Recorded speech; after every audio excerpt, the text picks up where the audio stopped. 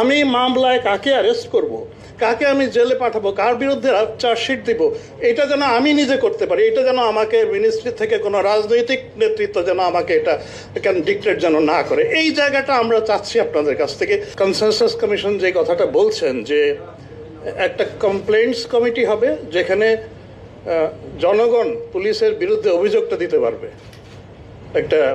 এক ধরনের নিরপেক্ষ একটা কর্তৃপক্ষের কাছে, এবং একই সাথে পুলিশের যারা আছে তাদের যে গ্রিভেন্স আছে, কারো হয়তো প্রমোশন হচ্ছে না, কারো প্রতি অন্যায় করা হচ্ছে, তারাও তাদের গ্রিভেন্স রিড্রেসালের জন্য একটা কমিটি।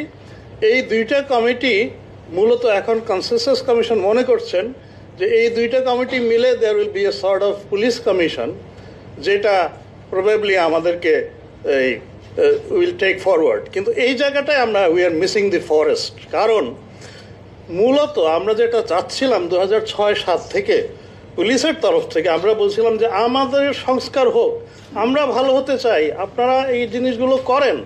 আমরা 2006-07 থেকে এই 1861 সালের যে পুলিশ আইন, যেটা ব্রিটিশ কলোনিয়ালরা করে গেছেন, যেখানে সুপারিনটেন্ডেন্স অফ দ্য গভর্নমেন্ট দেওয়া আছে অসীম, আমরা বলেছিলাম যে এটাকে চেঞ্জ করতে হবে, এবং আমরা এটাকে পরিবর্তন করে একটা প্রস্তাবনা দিয়েছিলাম নতুন একটা পুলিশ অ্যাক্ট করে, এবং সেটা 2007 থেকে 2024 পর্যন্ত এই 18 বছর ইটস স্টিল স্লিপিং।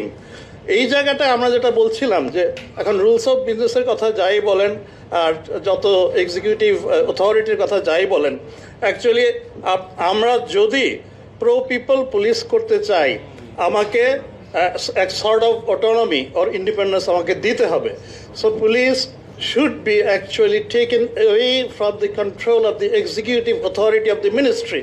এটা একটা ইন্ডিপেন্ডেন্ট বডির কাছে থাকুক, এই independent body can exercise and control everything.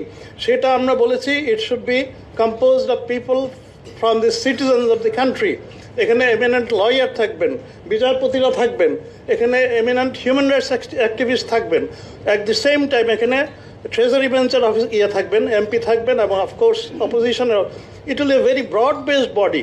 এখন সেইটার আন্ডারে আমরা বলছিলাম যে পুলিশের নিয়োগ, পদোন্নতি, পদায়নের নীতিটা ওনারা করে দেন, কিন্তু মিনিস্ট্রি ওটাকে এক্সিকিউট করেন, কিন্তু নীতিমালাটা ওনার করে দেন। ফাংশনাল ইন্ডিপেন্ডেন্স যেন আমার থাকে। আমি মামলায় কাকে অ্যারেস্ট করব, কাকে আমি জেলে পাঠাবো, কার বিরুদ্ধে চার্জশিট দিব, এটা যেন আমি নিজে করতে পারি। এটা যেন আমাকে মিনিস্ট্রি থেকে কোনো রাজনৈতিক নেতৃত্ব যেন আমাকে এটা ডিক্টেট যেন না করে। এই জায়গাটা আমরা চাচ্ছি আপনাদের কাছ থেকে। This is the forest actually we are missing. শুধু কমপ্লেন্টস কমিশন আর রিড্রেসাল কমিটি দিয়ে হবে না। এই জায়গাটায় যদি আপনারা অনুগ্রহ করে একটু চিন্তা করেন।